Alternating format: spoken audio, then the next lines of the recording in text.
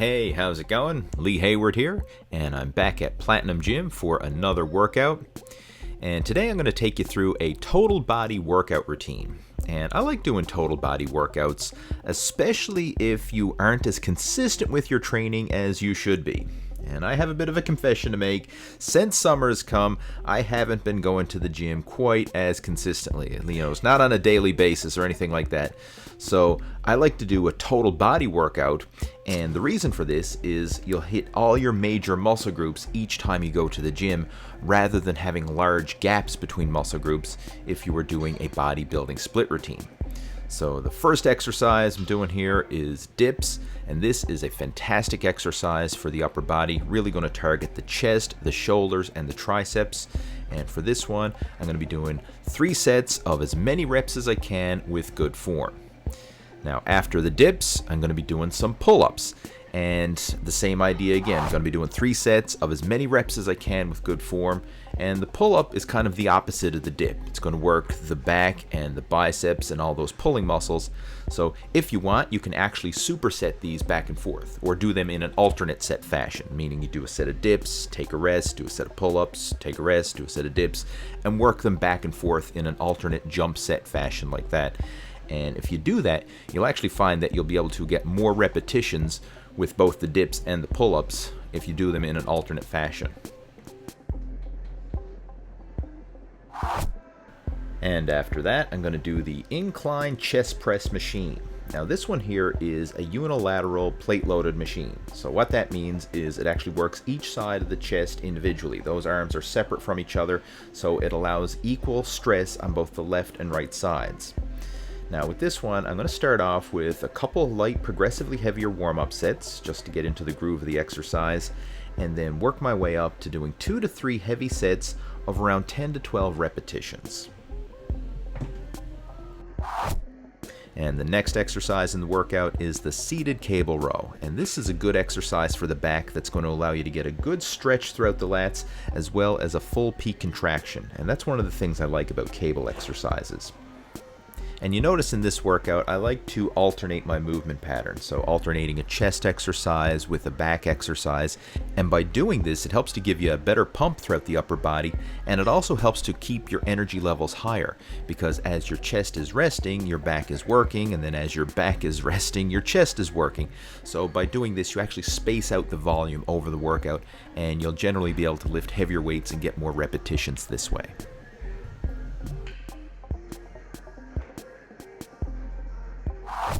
And now I'm going to move on and do some work for the lower body with the hack squat.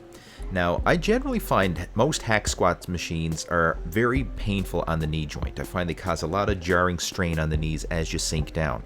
But this particular machine is actually quite comfortable.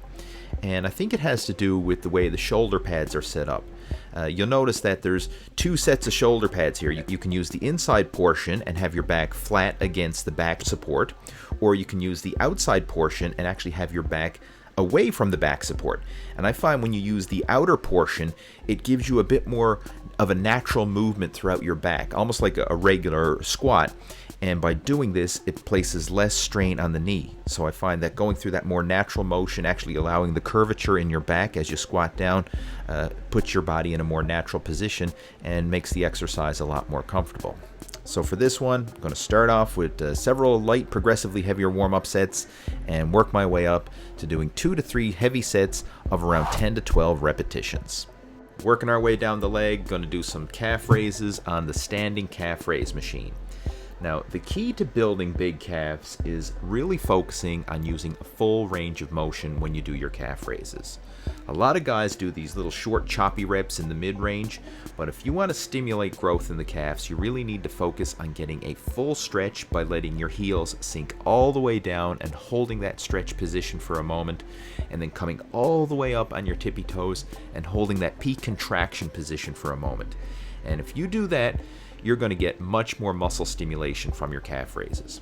So even if you're using light weight, just focus on proper form and really feeling the calves stretch and contract as you do each repetition. So for this, I'm going to start off light, do a couple progressively heavier warm-up sets, work my way up to 2 to 3 sets of around 10 to 12 repetitions. And moving on in the workout, going to do some work for the traps and upper back with the dumbbell shrug. And I like using dumbbells because it gives you more freedom of movement with your hand positions versus holding onto a barbell. And depending on your body structure, you may actually find that this position is more comfortable and gives you a better range of motion.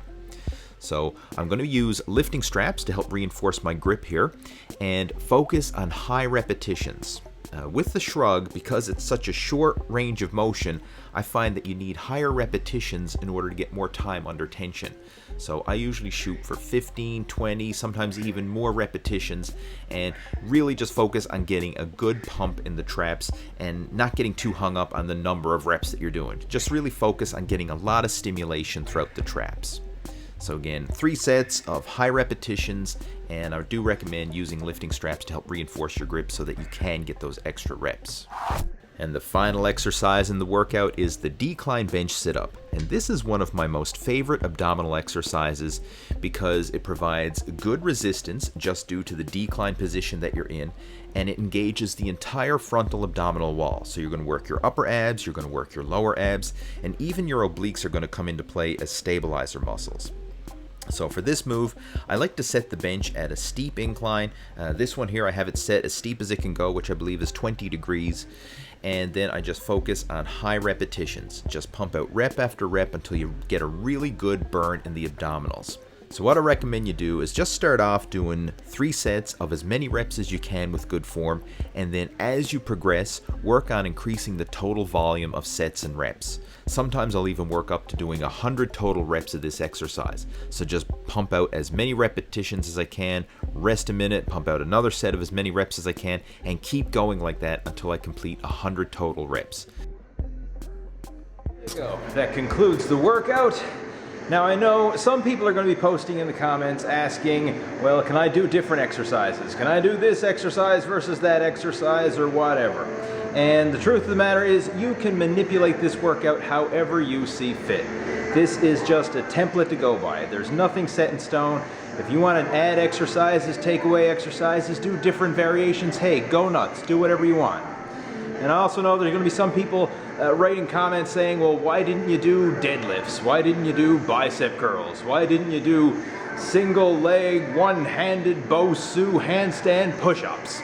I mean, look, you don't have to do every exercise you know for every workout. The purpose of this was just a general total body workout using pretty basic exercises that most people are going to have access to. And again, if you want to modify this workout, by all means go ahead and do so. So there you go. Hopefully you enjoy it. If you have any questions, comments, or feedback, please feel free to post those down in the comment section below. I always love getting your feedback. If you haven't already done so, make sure to subscribe to the Total Fitness Bodybuilding YouTube channel so you can stay up to date with all my latest videos. And have yourself a great day, and I'll talk to you in my next video.